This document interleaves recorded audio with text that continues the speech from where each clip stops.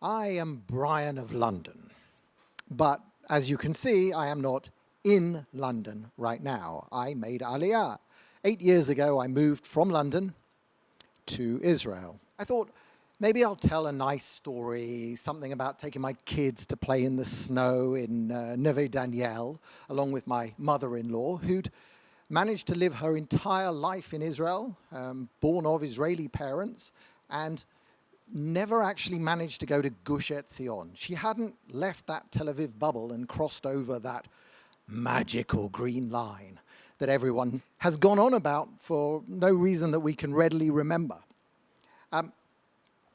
But I did take my kids to play in the snow. It was a lot easier than driving up to the Golan, because all the other traffic went to the Golan. Nobody was going to Neve Daniel.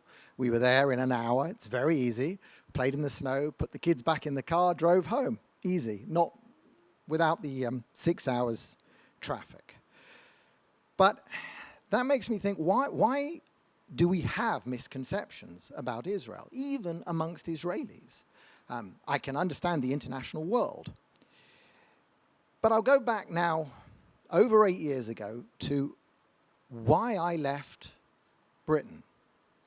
I grew up there. It was my home. I was comfortable there.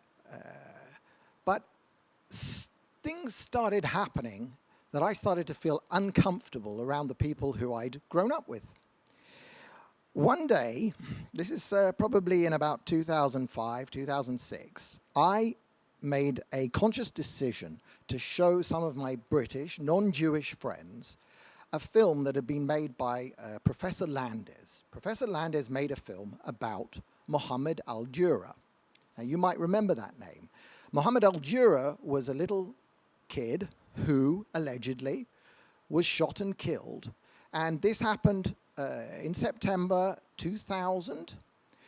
And it's one of the landmark events of the what I will call the second Arab jihad revolt of modern times.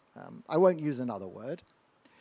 And that second Arab revolt of modern times, this image of a little child crouching down behind a barrel in the arms of his father and supposedly being shot by Israeli troops, that image went out on the news.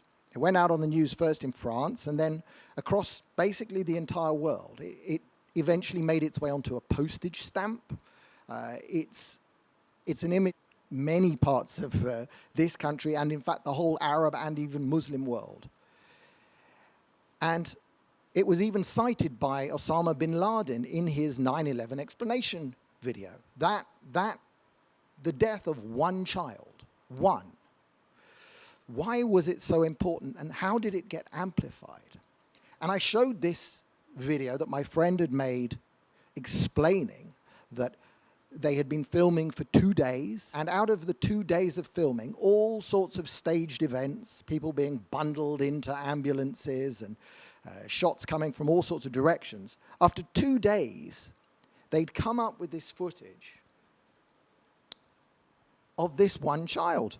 And it had been filmed by Palestinian cameramen, and it had been passed on to something called Agence France Presse, AFP.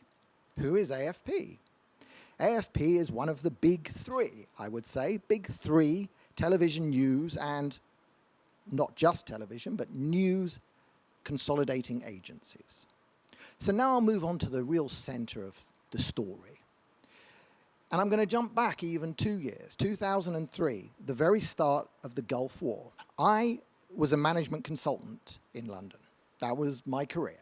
And I wound up doing a project for something called Associated Press Television News.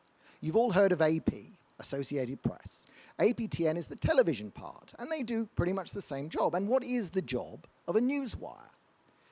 Now, people inside the media sort of know this, but I don't think the vast majority of people understand how their news is made. How's the sausage made? Well, what happens is this. Pictures are taken all over the world, and these pictures are uploaded. Nowadays in the digital world, this all uses the internet. Back in 2003, when I was doing it, this was tape. The tape was sent usually by satellite, fed into a building in London, in Camden Lock. And there's a huge building there, staffed round the clock. And that's Associated Press Television News. Pictures come in of everything: sports events, pop concert, press conferences, red carpets in Cannes, all of that stuff, and news, press conferences, all sorts of stuff, winds up in this building in Camden. And in Camden, it is edited. It is put together, made into 4, 5, 6-minute stories, and distributed to clients of Associated Press Television News. Who are the customers of APTN? Well, it's all of the television news: Fox News, CNN, BBC, and all the small ones, all the little stations across America. All of them subscribe to APTN. All of them pay a fee for their feed, and what that fee gets them is the right to show any of these pictures. That's a business model that's grown up over a century, less for the television news, but it's essentially the same business model that AP works on. AP's history is that it was started in the late 1800s as a club, basically, by the big newspapers on the east coast of America. They were getting their news from the west coast, and each one of them was paying someone to send a telegram, a telegraph, and that was costing them a lot of money. So they said, well, we'll write the story once in San Francisco or LA, and we'll send it once, and then we'll all print our version of the same story. And essentially, that club, that Associated Press Club, is what we have today. And Associated Press Television News is its television arm. Now, APTN, it operates in London as a for-profit enterprise, and the money goes back to AP. And for the whole world, they produce stories. But there's one part of the world, and I discovered this because I was actually in their offices for a 6-week period. One part of the world gets a very special service. One part of the world, instead of just getting raw footage and just written descriptions and basically the raw meat of news that you would have to then edit yourself into a story, instead of getting that, one part of the world gets finished news bulletins that they can just show on their nightly news. That one part of the world, and the only one, is the Arab Middle East. So they have an entire room working in London, all speaking Arabic, all producing Arabic news all the time. And especially in that very weird period when I was there in 2003,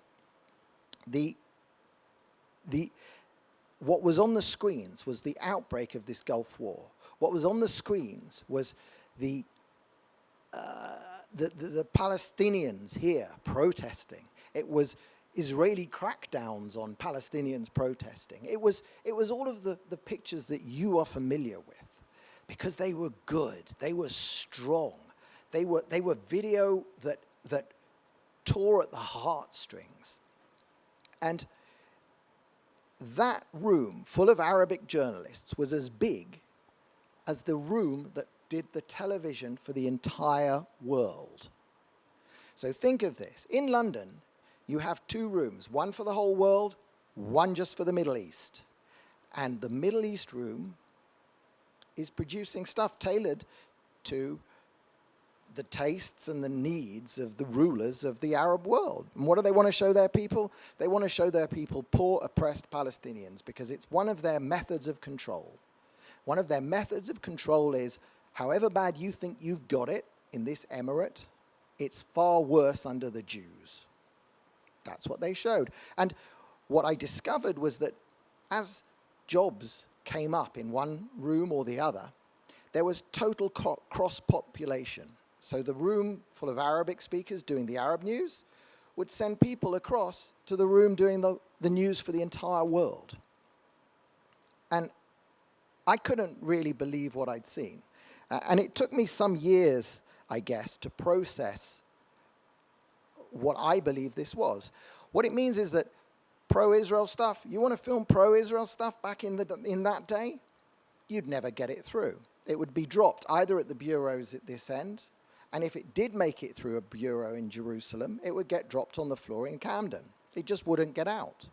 There was a massive filtering of what was permissible to say that went to the entire world. And remember, APTN, you've never heard of it because you watch Fox, you watch CNN, you watch the BBC, you watch Sky.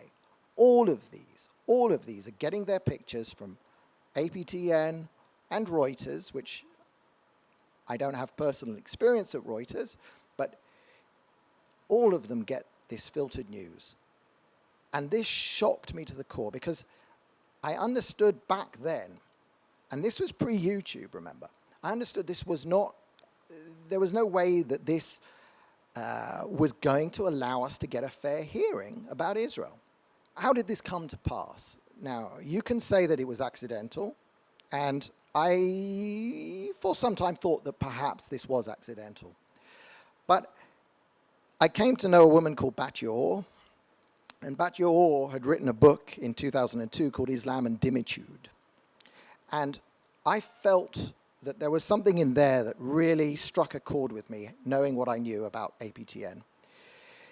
What Batya Or had done in that book is she'd looked through the proceedings of something called the Conference in Support of Arab Peoples, which was something that the Arabs had been holding since pretty much straight after their massive defeat in 1967. And each year they would get together and have this big club, and they would minute it, and they would print the minutes in Arabic, and I think sometimes even in English translation, but nobody would read them. And one of the things that they resolved to do every year, and I'll read from her book, she said, successive Arab conferences resolved to contribute vast sums to universities, centers for Islamic studies, international communications agencies, and private and governmental organizations in order to win over world opinion. And what did I know from APTN?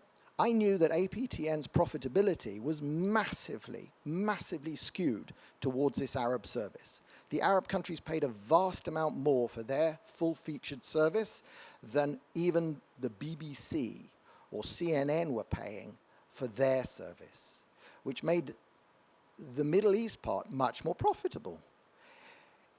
If that was set up by accident, well, it was a very, very, very fortuitous accident if you wanted to corrupt news at its very source. So I showed a video to my friends in England. I showed a video of this Mohammed Al Durah and how it was created and how the raw footage got turned into a highly emotive piece of film that literally changed the world, and how it got spread by news agencies in a way that has affected our world, our entire world, and not just Israel, forever.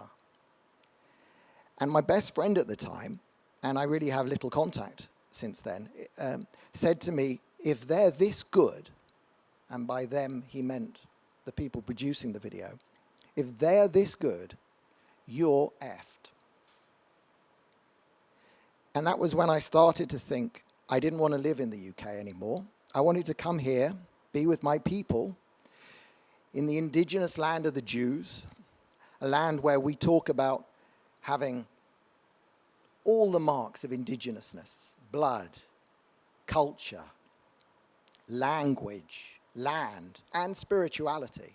We have all of that here. And somehow, since 1967, the narrative has been inverted, and we've allowed that, and somehow we're the colonial invaders and not the Arab conquest.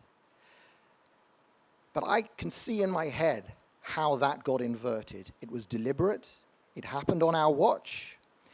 And the only note of hope that I will end on is that what has changed now is I can look directly into a camera, and this video will go onto YouTube, and it will get spread, and people will learn what I'm saying without CNN, without Fox, without BBC, without Reuters, without APTN, and without Agence France Presse. And we can do that now because we've got the internet. And that's why we can win. Just as we will win against the Palestinians because they're fighting us they're fighting as if we're colonial invaders, and we're not, and their tactics will lose. We're home, we're indigenous, and we'll win both on the ground and on the internet. Thanks very much for having me.